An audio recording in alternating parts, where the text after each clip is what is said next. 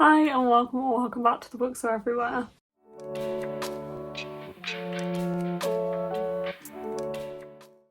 Welcome to my July and August wrap-up. It's been a couple of months, as you can probably tell, from my lack of videos, but I am trying to get back into things now.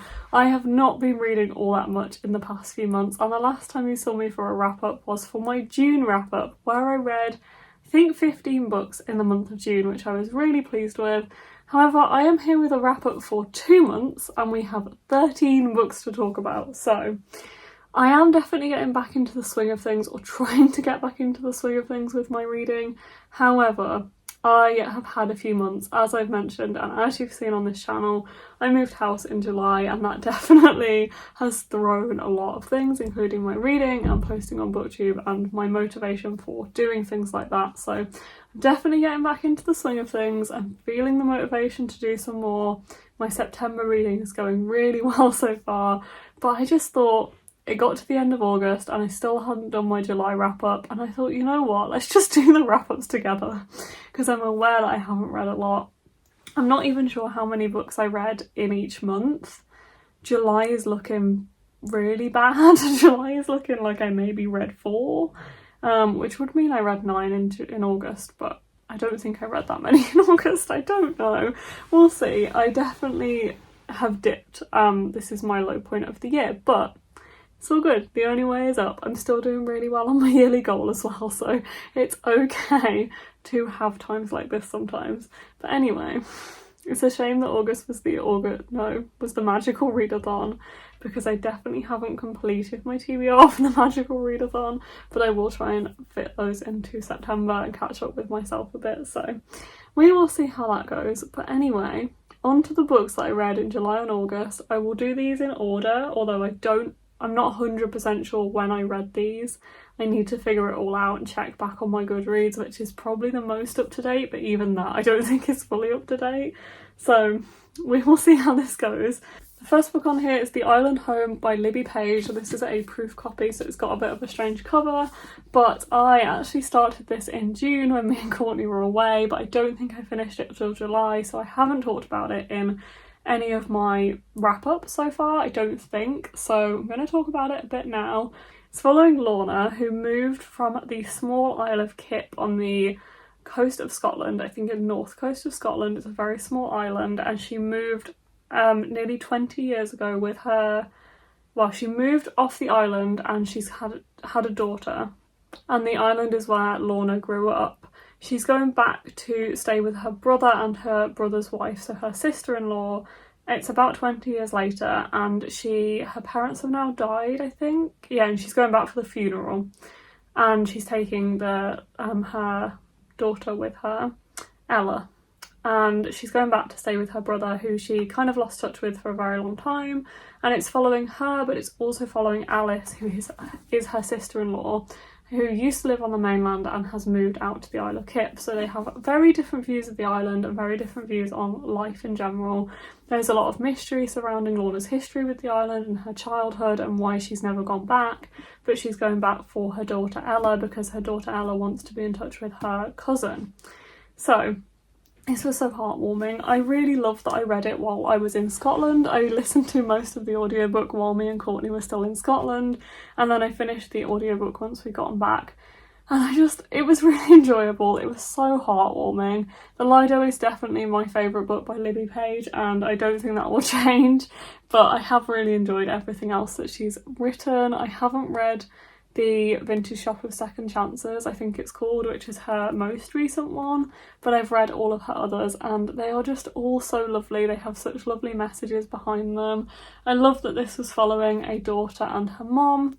There was some really heartwarming relationships in here. The island setting was really lovely.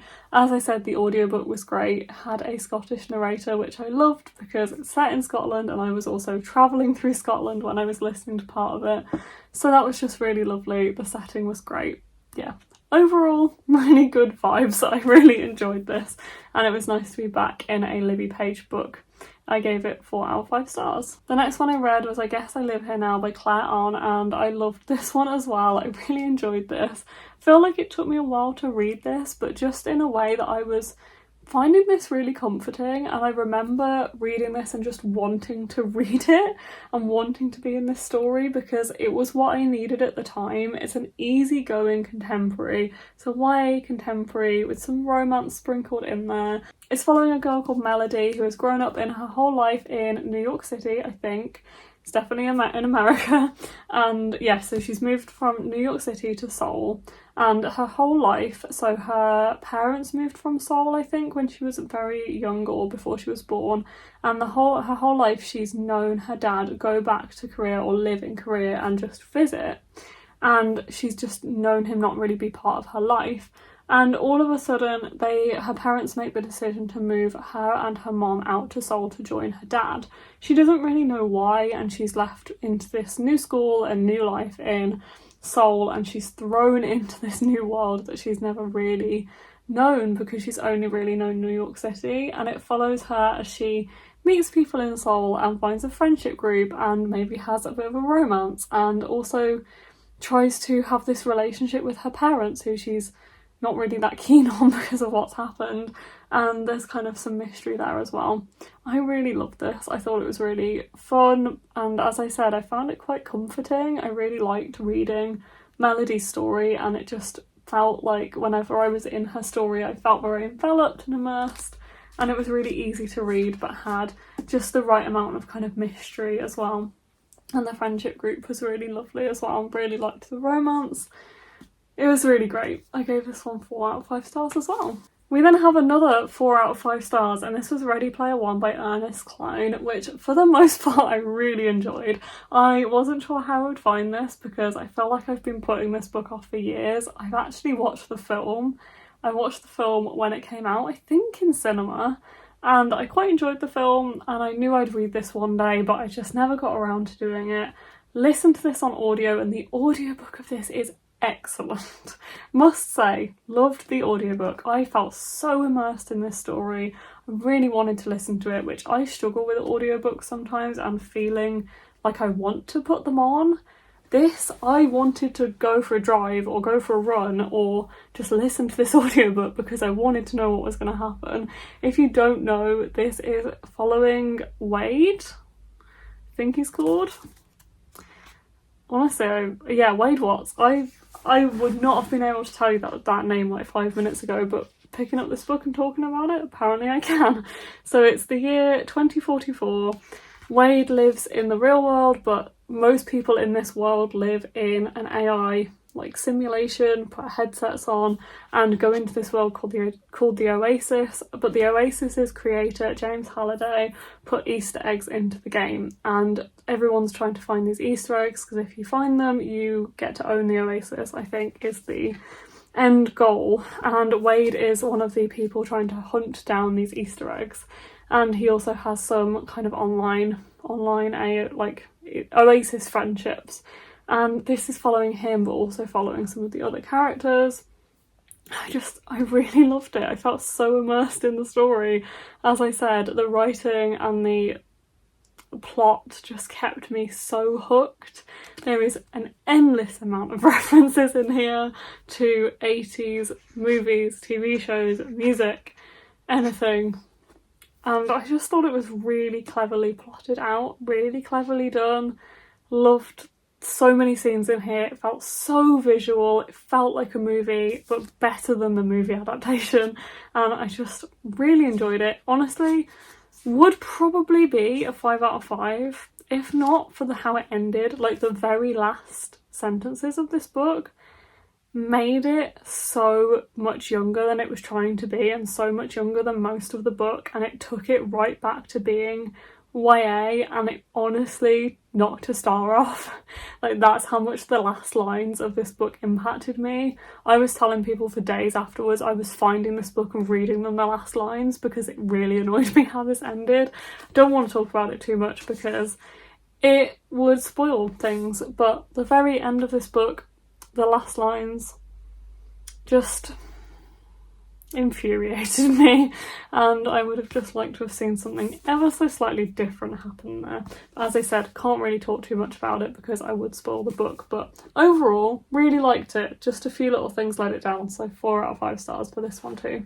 I then read Their Fractured Light by Amy Kaufman and Megan Spooner. I'll put the cover here because I am not keeping hold of this book or this series, but this is very similar to all of the other books in this series, which is the Starbound series, and I honestly have forgotten completely what this book is about, but all of these books are very similar, and if you know one plotline, you probably know another. They are all romances set in a sci-fi-esque world following different characters. They have very slight differences in their plots, but they are mainly following the same beat. So, and I know I've been watching Becca and the Books' videos about Unearthed, or I think Earthbound, that series, which is by the same two authors, and she says if you've read one of these books by these authors, you've read them all. And I do also feel very strongly about their Illuminae series, the Illuminae Files, Illuminae, Gemina and Obsidio, and Becca has said the same for Aurora Rising, that series, which I have yet to read, so hoping I enjoy that. But yeah, I gave this one 2.5 stars. They are fun, they're entertaining, they're light-hearted, but they are the same. They're quite tedious in a lot of ways, I think, honestly. I don't mean to be so brutal, but yeah, I was not really that impressed. I just read this one to finish the series off because I was so close, and as I said, they are fun and entertaining light reads. There's just, once you've read one of them, and if you want more, then that's fine, but I would prefer to have some differences in my books, so gave that one 2.5 out of 5 stars. I then read Puddin' and Pumpkin, both by Julie Murphy. These are the sequels to Dumplin' by Julie Murphy, which is a book and a movie I really enjoy, and these are following different characters in the Dumplin' world. So Puddin' is following Millie Mickelchuk, who is... let me see what the plot actually says in the synopsis. So she's gone to fat camp every year since she was a little girl, but this year she has new plans to chase her secret dream, which is a boy that she's been crushing on. It's also following Callie Reyes, who is the pretty girl who's next in line for captain of the dance team.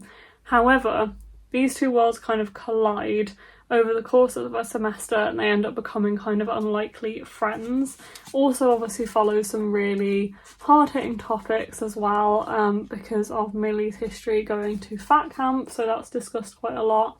I quite enjoyed this one. It was entertaining, it was light-hearted, it was easy to read, easy to follow, and I did read these two as I was moving into this house, so they probably were some of the first books I actually read, definitely this one when I was here. This one's following Waylon, who is a fat openly gay boy who is stuck in the small West Texas town of Clover City, and he is accidentally releases kind of an audition tape for this TV drag show, which is the fiercest of them all. That kind of got accidentally shared around the whole school, and then he's nominated for prom queen, and then it's kind of following him and his sister's girlfriend and his sister, like that kind of friendship group, as they go towards prom. It was really interesting to see Waylon's story as well in this city, and obviously all of the characters pop up in each book, so it was nice to be in that world for a while but following different people's stories. Both of these books I really enjoyed. I would say they're not anything astounding and they're maybe a little young for me now, but I gave them both 3 out of 5 stars, and I did have a lot of fun with this series, and I'm glad I finished this series as well. So I have read all of the Dumplin' books now. The next one I read was The Keeper of Night by Kylie Lee Baker, and I am going to struggle to talk about this book because I do not remember it. I read this on audio and it went over my head. This book to me is just vibes. There's no plot, there's no real characters, it's just vibes. The vibes is what I remember.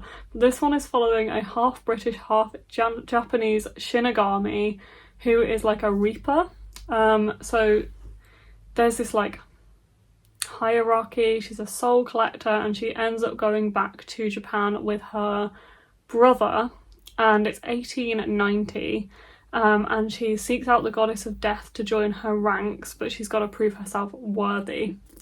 Honestly, that's more plot than I remember than from the actual book, because this went straight over my head.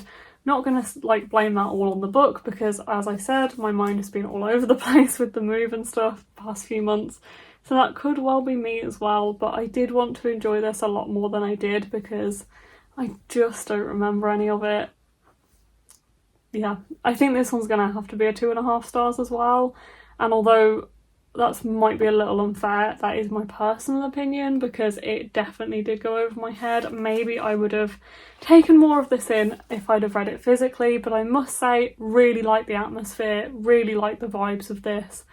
There was a lot that I did like, and I think it had a lot of potential because that just felt very immersive, especially when they were in Japan. It felt very immersive, but everything else went over my head, so unfortunately that one was a bit of a disappointment. I then picked up Killjoy by Holly Jackson. This was completely a random read because there was copies of Old World Book Day books on the side at work where I work, so I just picked this up and read it while I was at work over a couple of lunch breaks because it's only 130 pages long, if that.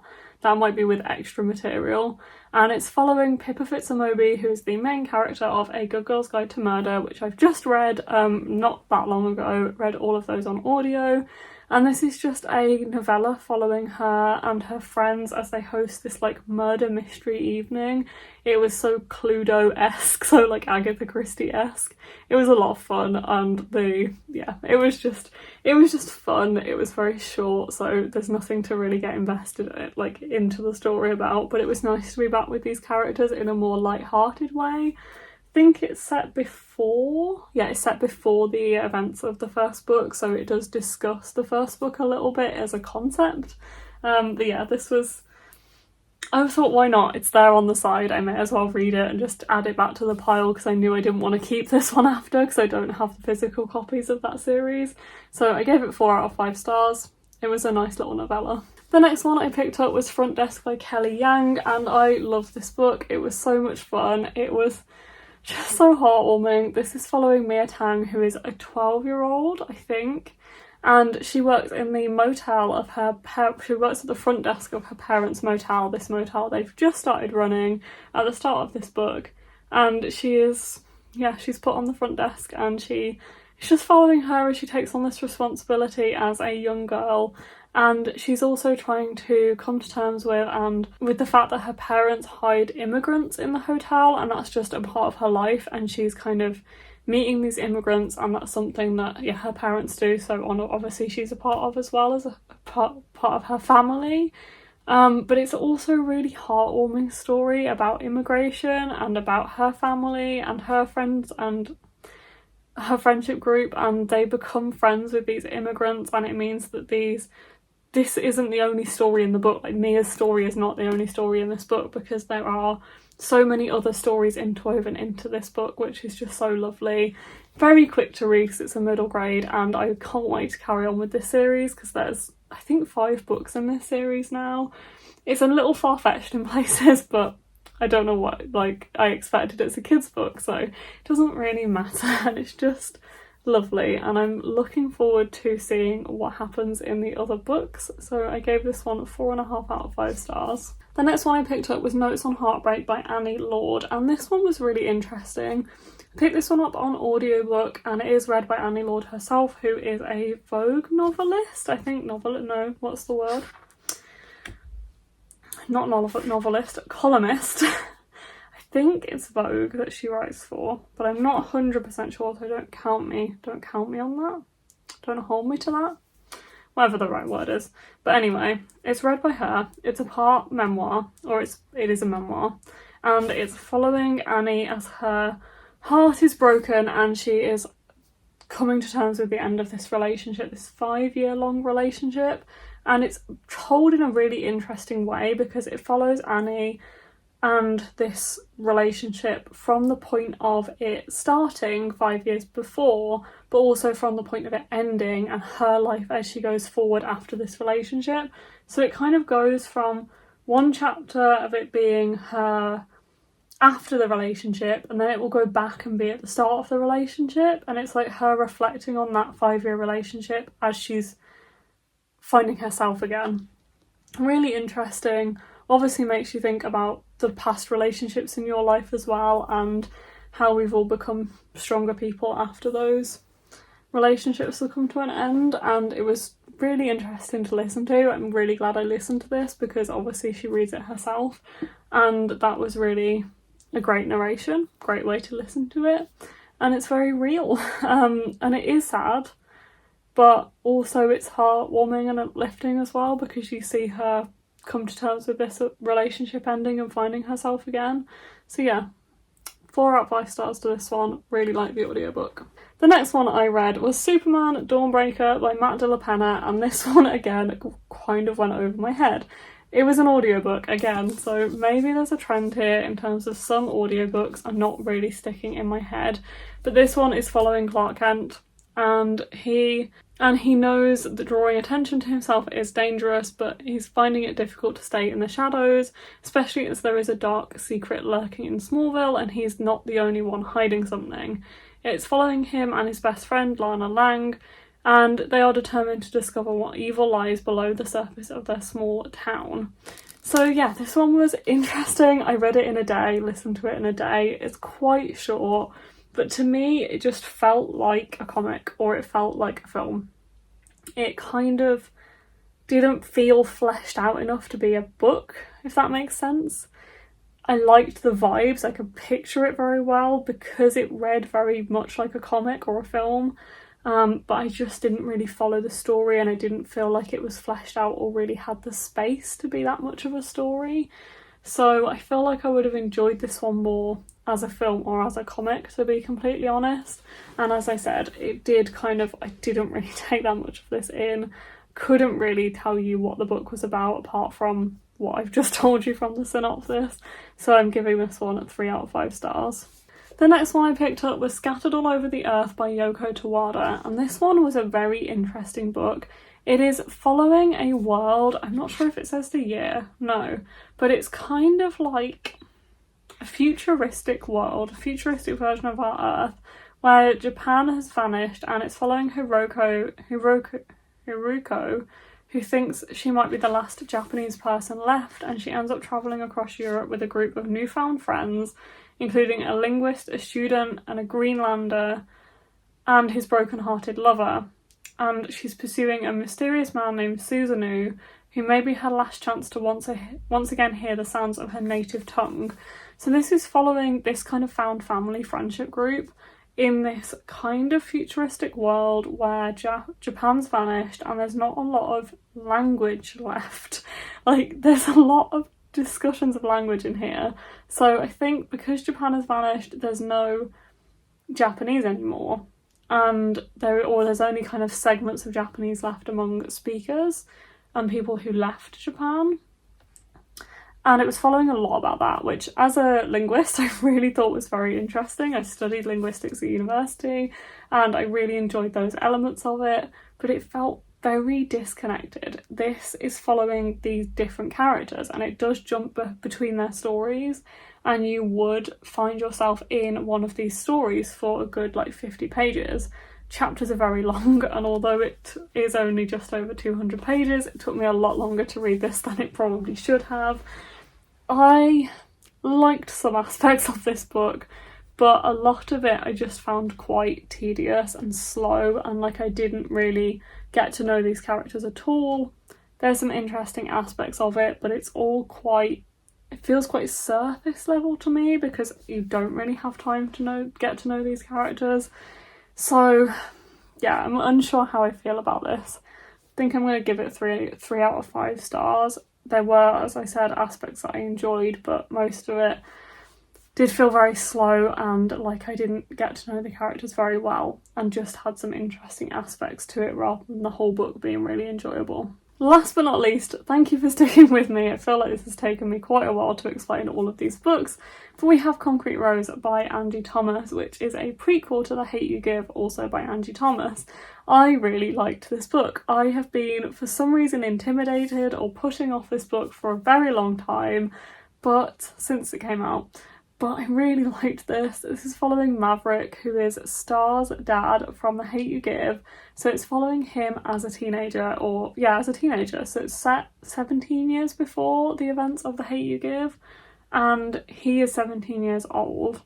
And it's following him as he finds out that he has a small child, and it's following that kind of story from there, and I really liked it. It was just very easy to read, but also very interesting to read.